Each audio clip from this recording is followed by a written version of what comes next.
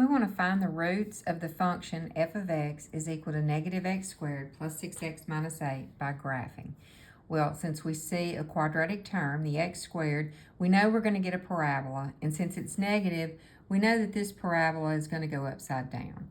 Now, the first point I'd like to find is my vertex of the parabola, and there is a formula for the vertex, and that is negative b over 2 times a.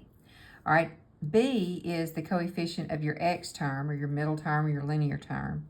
And a is the coefficient of your quadratic term right here. So when I fill in, I'm going to have negative 6 over 2 times the coefficient of that is negative 1. So I get negative 6 over negative 2, which is positive 3. Now what you just found was the x component of your vertex. So to find your y component, you take this and we're going to fill it into the function. So f of 3 is equal to negative 3 squared plus 6 times 3 minus 8. Negative 3 squared is negative 9 plus 18 minus 8, which is 1.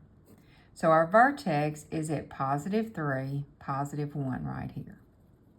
Now I need to find a point on either side, so I'm just going to move one space to the left and one space to the right, and I'm going to find f of 2, and I'm going to find f of the one on the right, 4.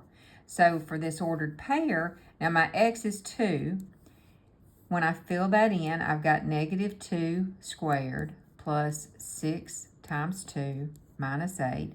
Negative of 2 squared is negative 4. 6 times 2 is 12 minus 8. So negative 4 plus negative 8 is negative 12 plus 12 is 0. So my first ordered pair here was at 2, 0. So when I graph that, it's going to put a point right there, which is excellent. And then I'm going to do the same thing with 4. I'm going to fill that into my function. So now I have negative 4 squared plus 6 times 4 minus 8. Negative 4 squared is negative 16 plus 24 minus 8 equals 0. So this ordered pair is at 4, 0. So this is what your parabola is going to look like. Now remember, your solutions are the points where it crosses your x-axis. Fortunately, I happened to find those as I was solving. So x is equal to 2 and 4.